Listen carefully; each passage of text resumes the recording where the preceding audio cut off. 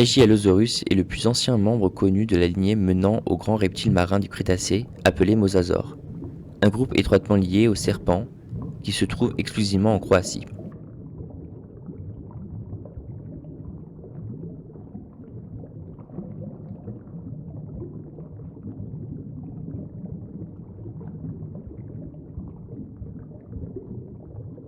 Les données géochimiques et isotopiques sont les plus compatibles avec le fait que Pannoniasaurus ait vécu dans un écosystème principalement d'eau douce, et les preuves suggèrent fortement qu'il ne s'agissait pas d'un migrant saisonnier des eaux marines vers les eaux douces, mais plutôt que, sur le plan écologique, il était un membre permanent d'une faune d'eau douce.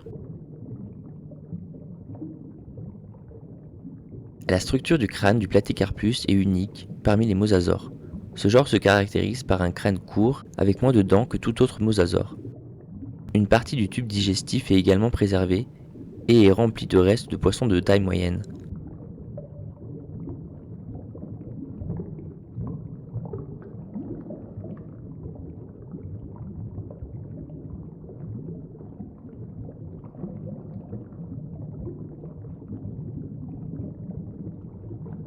Le nom Plesio-Platycarpus a été érigé par Takuya Konishi et Michael Caldwell en 2011 pour incorporer Platycarpus, qui s'est avéré distinct du Platycarpus dans une analyse phylogénétique.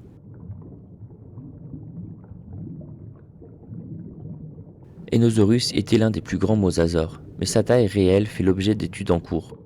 C'était aussi l'un des principaux prédateurs marins du Crétacé supérieur. C'était probablement un prédateur généraliste d'autres grands organismes marins.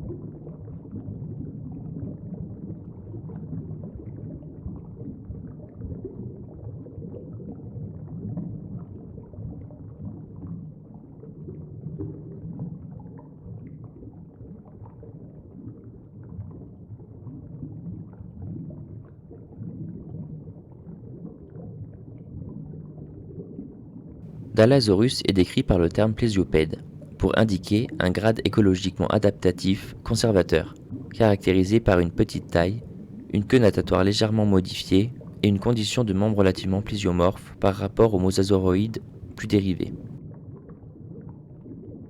Globidans était plus adapté, de manière unique, à tirer parti des ressources alimentaires à carapace dure. En plus d'un crâne généralement robuste, ses dents étaient conçues pour écraser plutôt que percer ou déchirer. Par conséquent, on pense que Globidans était un prédateur durophage, chassant les ammonites et les tortues.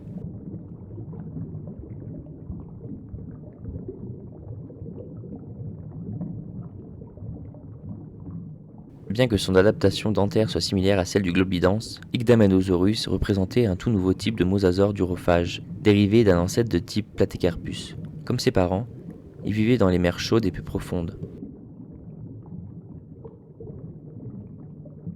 Prognathodon est connu pour ses mâchoires et ses dents massives.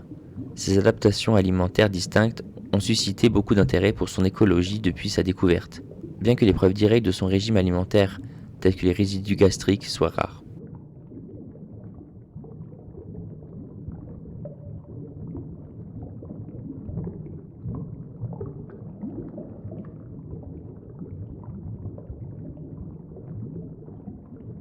Le mosasaure a été découvert à une époque avant même que quiconque ait découvert l'évolution ou même les dinosaures. Au moment de sa découverte, on supposait qu'il s'agissait d'une baleine.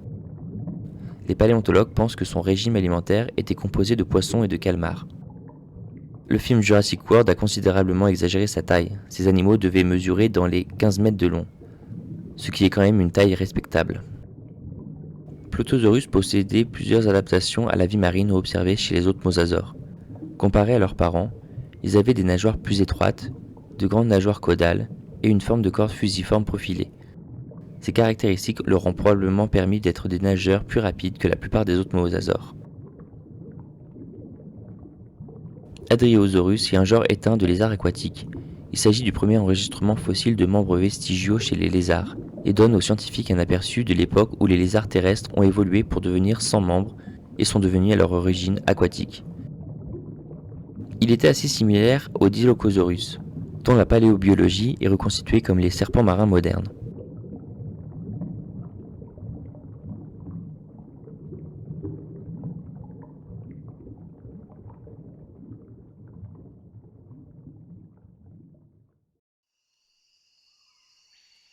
Tetrapodophyse est l'un des plus anciens serpents et le seul serpent connu à 4 pattes. Néanmoins, il partage de nombreuses caractéristiques avec les serpents modernes, notamment un corps allongé, une queue courte, de larges écailles ventrales, un crâne avec un museau court et une longue boîte crânienne, des mâchoires incurvées et des dents acérées et crochues. Comme le Coniophis, il mangeait probablement des petits vertébrés.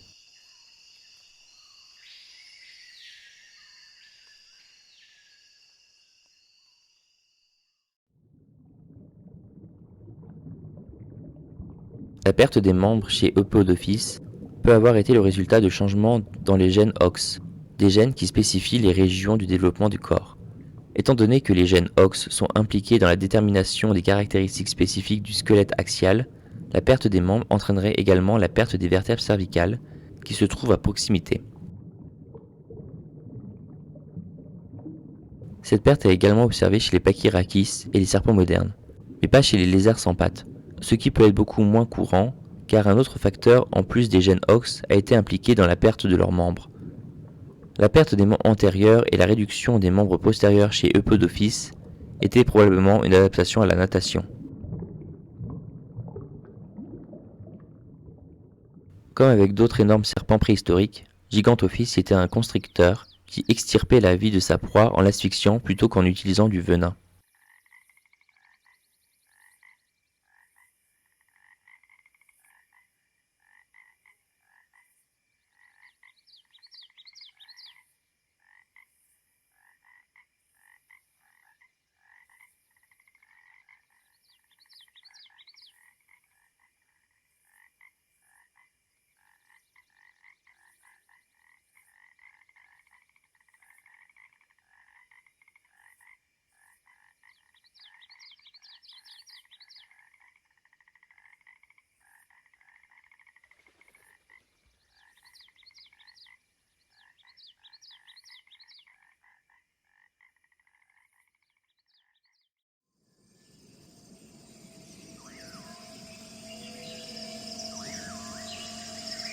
Un excellent nageur, le python réticulé a été aperçu loin en mer et a colonisé de nombreuses petites îles dans son aire de répartition. Ils font partie des rares serpents qui s'attaquent aux humains. Même si elles sont rares, elles sont souvent mortelles.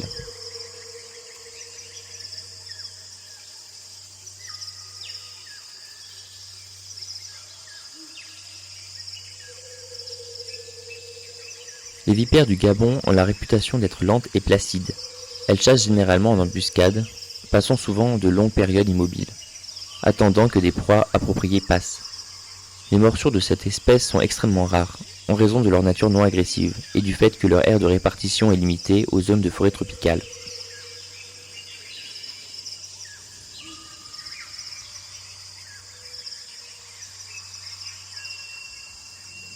Le nom anglais crotal cornu, Sidewinder, fait allusion à sa forme inhabituelle de locomotion qui est censée lui donner une traction sur le sable du désert soufflé par les vents.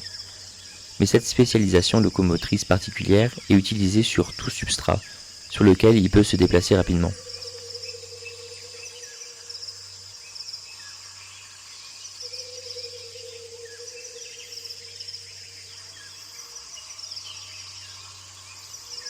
Dénakistrodon est généralement découvert de jour sur les rochers ou parmi la végétation le long des berges et des ruisseaux, ou dans les bois de chauffage près des maisons. Lorsqu'il est rencontré, il peut sembler lent, mais il est capable de frapper vigoureusement lorsqu'il est menacé. Le serpent à feuilles malgaches est en grande partie un prédateur embusqué. Il peut montrer un comportement de repos curieux. Suspendu directement à une branche, il est généralement calme et réticent à mordre, à moins d'être provoqué. L'envenimation par le serpent provoque une douleur intense chez l'homme, mais n'est pas mortelle.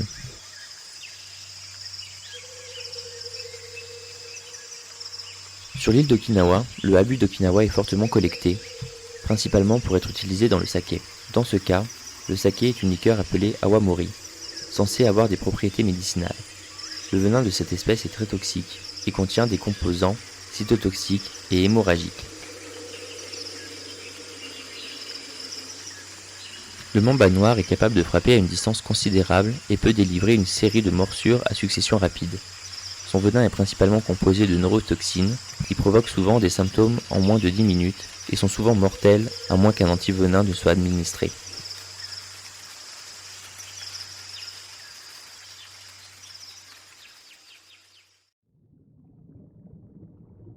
Le serpent de mer à tête de tortue se nourrit uniquement d'œufs de poisson. Ces animaux ont tendance à rester où ils sont et se déplacent rarement entre les territoires.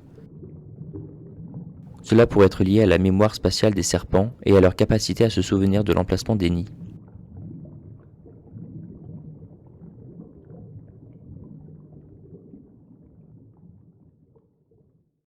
Le cobra royal est un symbole dans la mythologie et les traditions folkloriques de l'Asie du Sud. C'est un serpent dangereux qui a une réputation redoutable dans son répartition, bien qu'il évite généralement la confrontation avec les humains lorsque cela est possible.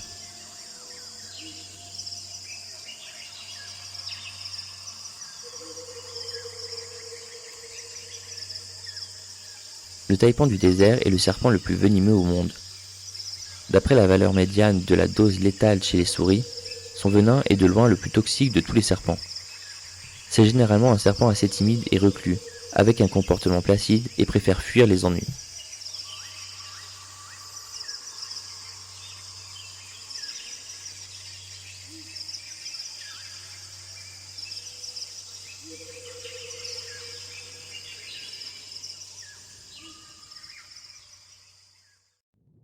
Le pélamide bicolore, comme son nom l'indique, a un motif bicolore distinct, avec un ventre jaune et un dos brun, ce qui le distingue facilement des autres espèces de serpents de mer.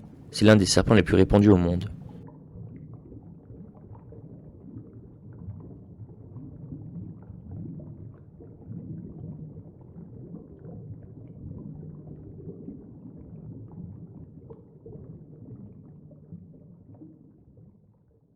Le serpent planeur glisse dans les airs en étirant le corps en une bande aplatie à l'aide de ses côtes. On le trouve surtout dans les forêts humides et il peut parcourir une distance horizontale d'environ 100 mètres en vol plané depuis la cime des arbres. La photographie au ralenti montre une ondulation du corps du serpent en vol, tandis que la tête reste relativement stable, suggérant un vol contrôlé.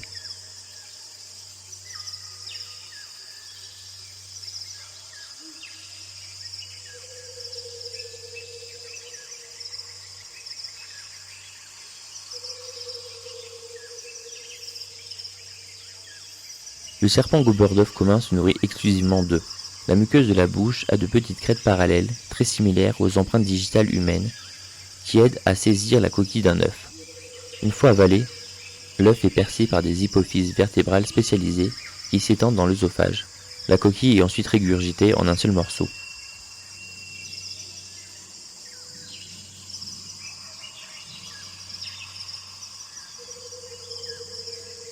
Lorsque les Rhabdophis tigrinus sont mis au défi à des températures plus fraîches, ils ont tendance à démontrer des réponses antiprédateurs passives, telles que l'aplatissement de leur cou et de leur corps et l'immobilité, tandis qu'à des températures plus élevées, ils fuient plus fréquemment à la place.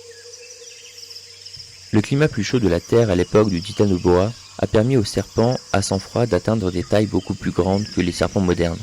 L'analyse des éléments crâniens du Titanoboa montre qu'il possède des caractéristiques uniques, ce qui indique que le genre est principalement piscivore, un trait unique à Titanoboa parmi tous les boas.